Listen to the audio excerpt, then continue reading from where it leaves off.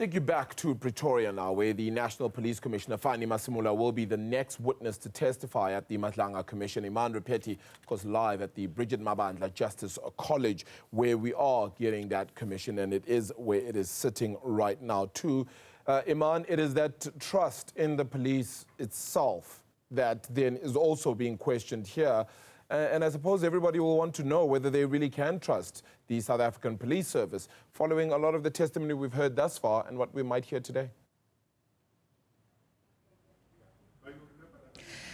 Trust, yes, certainly very, very important, which is why this commission has been trying, or certainly making concerted effort to ensure that everything is happening right in front of the public's eyes. There's no filter, there's no media house that will tell them what they're actually seeing, so the public can make up their minds for themselves. And as I'm going to share with Jeremy Michaels in just a moment to ask around the commitment to that concept of transparency. Jeremy, you were telling me off camera moments ago that a lot of the annexures, where possible, will be uploaded, and again the public will have access to see with their own very eyes the evidence that is being led here. Yes, good morning, Iman. Certainly, you know, last week Lieutenant General Mkhwanazi, having been on the stand for 3 days testifying and getting into a lot of the detail and elaborating on his initial allegations that he made public on the 6th of July. Of course, what matters to the Commission is that he was testifying last week under oath, and so that testimony is now on the record with the Commission.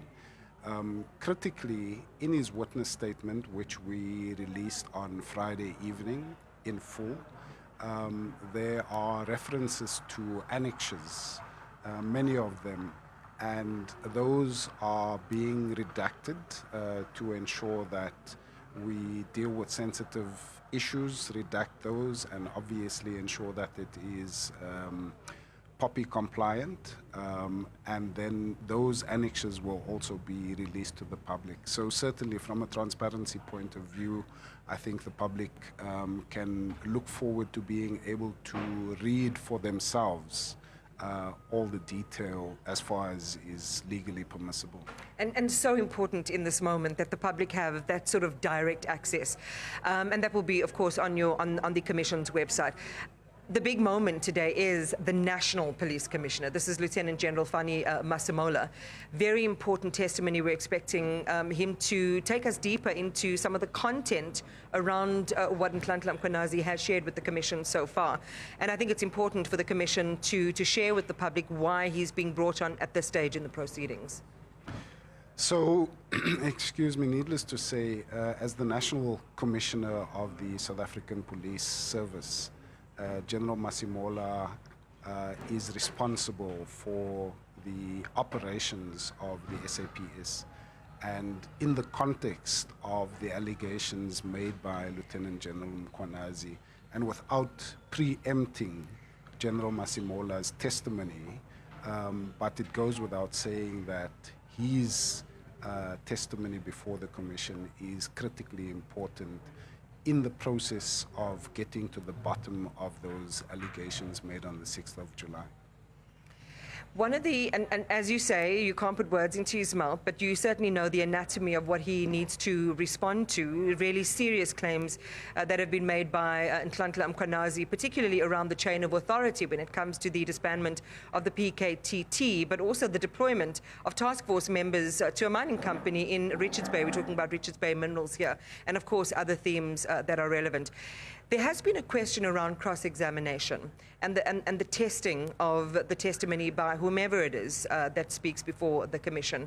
What's planned for the public to see that interrogation of what's been put on the Commission's table? So certainly cross-examination is a key element of fairness. So in the process of testimony, witnesses will be testifying, and at some point in the not-too-distant future, those witnesses, in this case, Lieutenant General Mkhwanazi, having testified for 3 days last week, will be invited back for cross-examination. And so the rules governing the processes of the Commission ensure that, or will ensure that implicated parties have the opportunity then to cross-examine witnesses. And of course, the evidence leaders are in charge of that process. So as the weeks unfold and over the next few months, implicated parties will have the opportunity to come and cross-examine and obviously also give their side of the story. Will they do it directly, the cross-examination, or through the commissioners? In other words, would they send their questions, or would their legal teams come and do that cross-exam?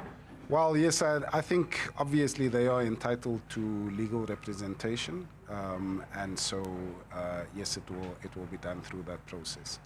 Jeremy Michaels, I know you've got a lot of business to take care of today, but thank you very much for stopping by and just sharing with us how things are working internally. Arabile, back to you.